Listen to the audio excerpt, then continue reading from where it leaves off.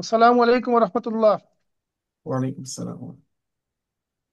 মরহুম ওয়ালাইকুম ডক্টর আসসালাম। এ আর রহমানের জীবন বৃত্তান্ত ও দোয়া অনুষ্ঠানের আজকের সম্মানিত সভাপতি, মাননীয় প্রধান অতিথি, ইসলাম বিশ্ববিদ্যালয়ের সুযোগ্য উপাচার্য মহোদয়, দেশ বিদেশ থেকে বিভিন্ন স্থান থেকে উপস্থিত আজকের এই অনুষ্ঠানের সম্মানিত সুধীমণ্ডলী, আসসালামু আলাইকুম রহমতুল্লাহ বরকাতুহু।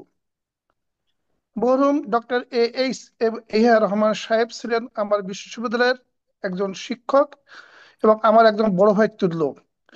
আমি 1991 সালের নভেম্বর মাসে এই বিশ্ববিদ্যালয়ে যখন লেকচার হিসেবে যোগদান করি, তখন এই বিশ্ববিদ্যালয়ের শিক্ষক সংখ্যা ছিল হাতে গোনা কয়েকজন, মানে 30 থেকে 35 জন শিক্ষক। তখন আমি শুনলাম যে আমার বাড়ি সাতক্ষীরা সদরে, যে সাতক্ষীরা একজন শিক্ষক এখানে আছেন, আপনি দেখা করতে পারেন। তা আমি আমাদের এই বিশ্ববিদ্যালয় তখন ছিল ক্যাম্পাস কুষ্টিয়া শহরস্থ। আমি এখানে ক্লাবে একদিন গেলাম। স্যার তখন শিক্ষক সমিতির সম্মত সভাপতি ছিলেন। স্যারের সঙ্গে পরিচয় হলাম। তো ওই দিন স্যার আমার যে এমন সুন্দর একটা মুচকি হাসি দিয়ে আমাকে একবার ছোট ভাইয়ের মতো যে কোলে টেনে নিয়েছেন, বুকে জড়াই দিয়েছেন, সে তার এই স্মৃতিটা আমি আজও পর্যন্ত আজ 35 বছর ভুলতে পারি না। যতদিন ইনি বিশ্ববিদ্যালয়ের শিক্ষক ছিলেন, উনি আমাকে বড় ভাই হিসেবে আগলে রেখেছিলেন এবং আমি তাকে বড় ভাইয়ের মতো শ্রদ্ধা করতাম। 2000 সালে যখন সাতক্ষীরা ডিস্ট্রিক্টে প্রলয়ঙ্করী বন্যা এবং ঘূর্ণিঝড় হয়, তখন বিশ্ববিদ্যালয় ত্রাণ সামগ্রী দেওয়ার জন্য তৎকালীন বিশ্ববিদ্যালয় প্রশাসন সাতক্ষীরায় পাঠান স্যারের নেতৃত্বে, এবং স্যার আমার গ্রামের বাড়িতে গিয়েছিলেন। স্যার সহ প্রায় আমরা 10 থেকে 12 জন শিক্ষক গেছিলাম।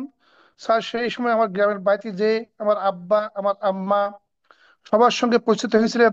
তো মনে হয়েছিল যেন উনি একজন সেই শ্যামনগরের না, উনি ওই আমার এই গ্রামের ওই পল্লীর, মানে ওই বাড়ির সন্তান। স্যার ছিলেন এমন বিনয়ী, এমন অমায়িক। তিনি আজ উচ্চ শিক্ষায় শিক্ষিত হলে বিশ্ববিদ্যালয়ে একজন সুযোগ্য সাংবাদিক অধ্যাপক হওয়া সত্ত্বেও সেই গ্রাম্য পরিবেশকে সুন্দরভাবে বেশি গিয়েছিলেন। তো সত্যি আজ ভুলার নেই। তা আমি মনে করি উনি যতদিন বিশ্ববিদ্যালয়ে ছিলেন, অসংখ্য ছাত্র ছাত্রী তার সহকর্মী রেখে গেছেন অনেক। উনি ছিলেন জ্ঞানের ভান্ডার। ইসলামী বিশ্ববিদ্যালয় না, আমি মনে করি বাংলাদেশ না, গোটা বিশ্ব একজন বিশিষ্ট ইসলামিক ব্যক্তিত্বকে হারাইছে। আমরা যেমন হারাইছি, গোটা বিশ্ব হারাইছে। তবে তিনি অসংখ্য বই পুস্তক লিখে গেছেন, অনেক ছাত্র ছাত্রী তা উনি রেখে গেছেন। তারা যতদিন পর্যন্ত পৃথিবীতে বেঁচে থাকবেন এবং তার এই শিক্ষা যতদিন বেঁচে থাকবে, উনি কিয়ামত পর্যন্ত আল্লাহ রহমতে উনি তার প্রতিদান পাবেন। তা আমি আজকের, যেহেতু অনেক বক্তা আছেন, আমি দীর্ঘায়িত আমার বক্তব্য প্রদান করব না। আমি স্যারের জানাজায় গ্রামের বাড়িতে গিয়েছিলাম। আমি তার পরিবার শুধু ডক্টর এস আর রহমানকে হারায়নি, একজন গার্জিয়ানকে যেমন হারিয়েছেন, তার সন্তানরা তার পিতা হারিয়েছেন, তার স্ত্রী যত আগেই মারা গেছেন, তার আত্মীয় স্বজন তাদের একজন অভিভাবক হারিয়েছেন। আমরা বিশ্ববিদ্যালয়ের একটা অভিভাবক হারাইছি। আমি 2012 সালে তখন স্যার যখন আমি তখন শিক্ষক সমিতির সভাপতি, প্রথম শিক্ষক সমিতির সভাপতি নির্বাচিত হই। স্যার সেই সময় অবসরে যান। স্যারের চাকরি এক্সটেনশন করার জন্য আমি আমার তরফ থেকে সর্বাত্মক চেষ্টা করেছিলাম।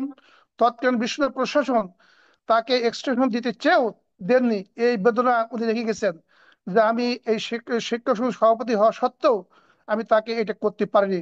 এই বেদনাটা আমার আজ পর্যন্ত বহন করে বাঁচাই। তা আমি আমার বক্তব্য দীর্ঘায়িত করবো না, অন্যান্য বক্তাদের আমি বক্তব্য শুনবো।